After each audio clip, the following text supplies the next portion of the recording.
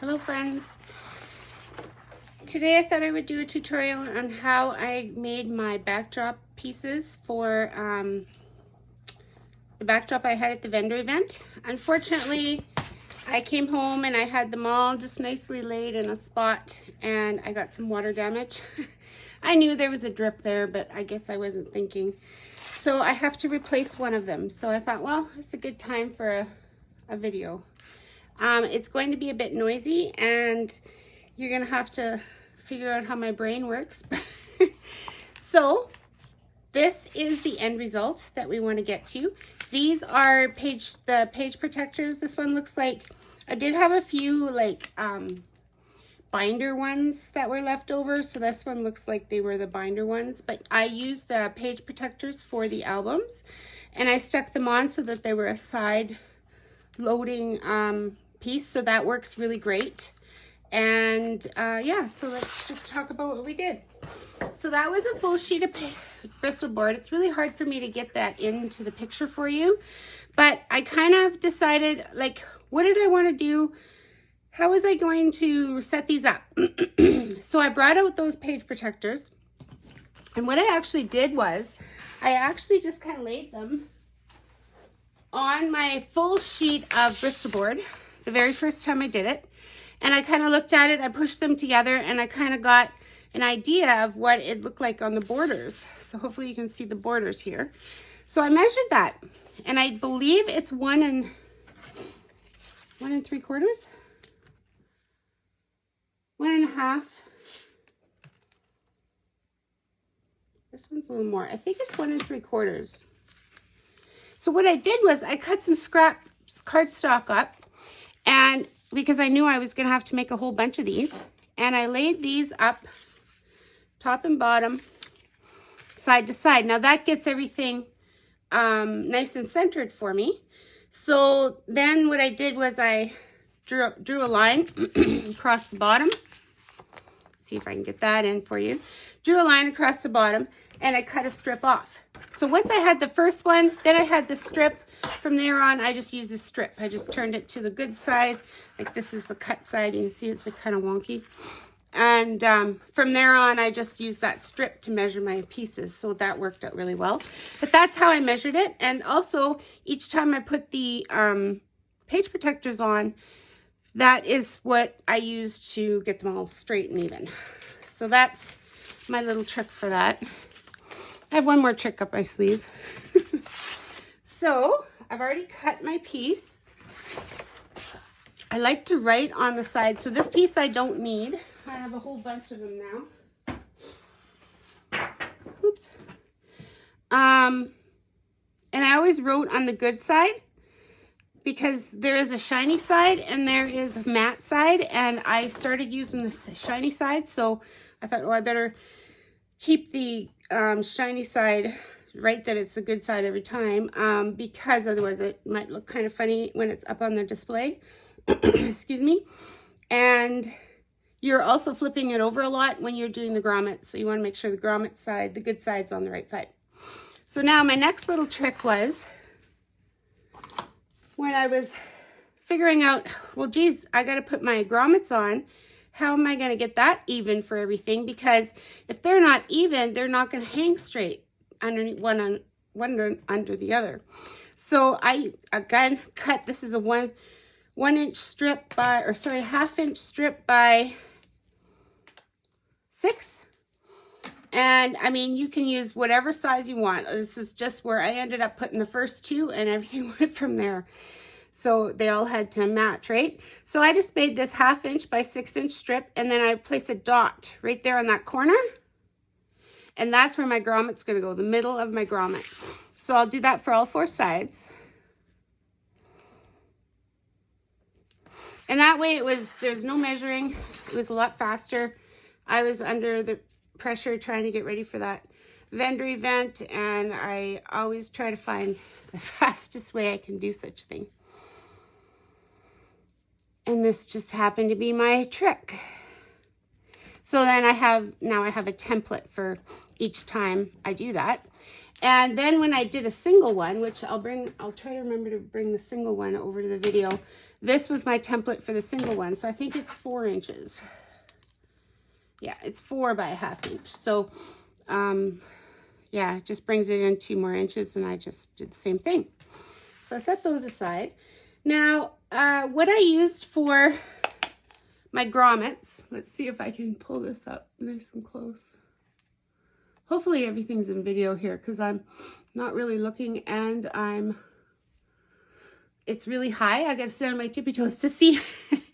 So I bought these at Walmart. They are the 5/16 inch. Now, if you do not have a 5/16 inch punch, don't buy this size because you need to make a hole in that size. Rose did tell me that she actually used some of the grommets to make the holes, which would work as well, except that as you hit them, they flatten. That's what a grommet's for, right? I'll show you how that works. So over time, she would have to keep using them. She had to buy an extra container of them, but just make sure before you go shopping that you find out what size of hole punches you have. I happen to have a 5/16 because I have this one. A friend of mine bought it for me as a birthday gift. So I was lucky enough I didn't even know I had that. This one looks like it's pretty close to the right size. It's an old EK Success. This guy's probably 20, 25 years old, but just check your stash or look for, when you're out shopping, look for something that does have the right size grommet holes. So holes for your grommet. So the nice thing about this, and I'm hoping that this is in focus, guys. I don't really know. I just placed the center. I can see the center there. I don't know if you can. And you just punch the hole. And I'll do that for all 4 sides.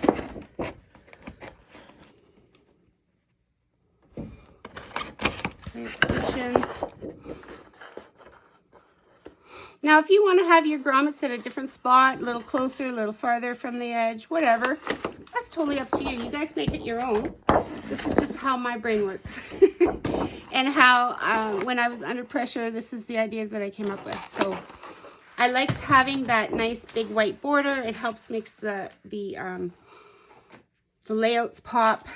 And so that was my way of thinking. So when you take out your grommets, it comes with a tool. Maybe you can see that. This tool was in here, and there's instructions as well. You're going to need one of the pieces that's got the bigger base, as well as, I call them like a little washer. So this one has a bigger base, and this one's pretty flat. Now, I did write on here that this was the good side, so I want to flip it over. And then you place your grommet so that this here piece with the bigger end, this is just for people that don't know how to use this, use the grommets. They're the same thing as an eyelet back in the day, except for the eyelets didn't have this extra piece. I don't really know why they have that extra piece, but they do. So I have, again, some old, these are from when I had my store, a setting mat, but this is very much like a self-healing mat, except that it's really, really strong. So you just want something, and you also want to work on a table that's got a good base. Those plastic tables that we have at the crops and things like that, that's not going to work for here. You need a countertop, something with a good solid base to do your hammering. And then you take this piece with the little bump. This is the tool. I'm hoping that it focused in time for you. And then you place that in the center there, and you just hold it down. Plug your ears or hit mute right now because this is going to be loud. You give it a good smash. The bigger your hammer, the less you have to smash. And you'll see that it smashed down there, like that. All right, so then that's what it looks like. Now, I'm not going to do all 4 of those for you. I'll come back and finish my grommets in a little bit. But what I thought I'd do was take my page protectors off of this one, because there's no sense on wasting them, right? And they do come off. Now, believe it or not, I use the the new super heavy duty tape runner, and it holds really well like that. I really like it, but look at this. They also come off. Now, I don't know how the Creative Memories page protectors would come off. I would be I wouldn't be pulling it quite the way I am right now, but because they're a little more delicate. But this is a heavyweight plastic. Like I said, I just had some leftovers, so I thought, well, I might as well use those up. So I'm not going to use them in my albums, right? So here we go. So that's where I bring these back in, because I just want to make sure that everything's level and even. See, look at that. I have a little bit more of an extra gap on this side, so I would have had it not quite centered on that side, right? So just move it back over. And there we go with the 4 pieces. I know that it's straight and good. And so as long as I've got my opening on that side, then I just kind of lifted it up. Whoops.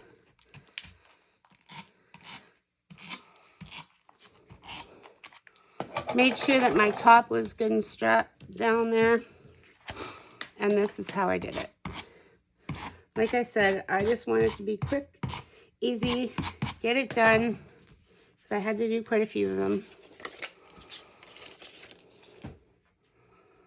And now that this one's straight, this one will be good because it's butted up to it.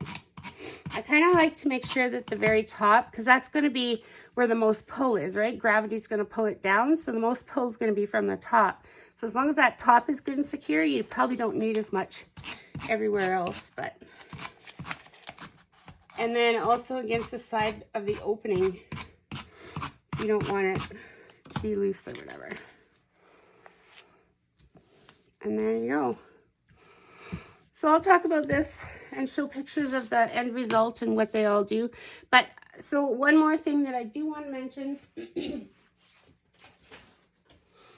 is you want to make sure that you have a grommet hole big enough for, I use shower curtain hangers.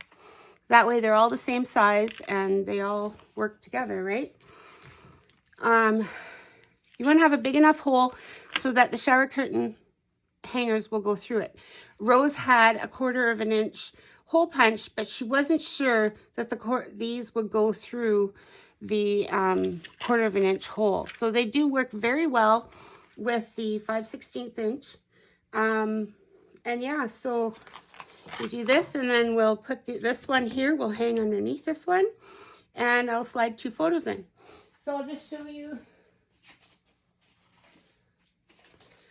Because this had 1 3/4 inch all the way around, I wanted to make sure that this did as well, the single ones.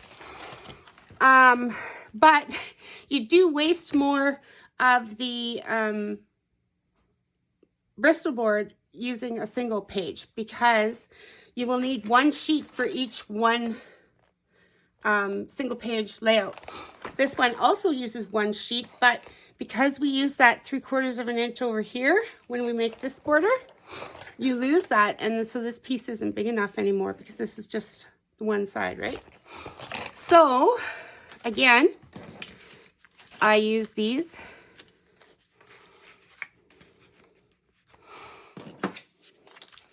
And line those up to get that all centered. I don't know where my other one went. Oh, it's over on the side.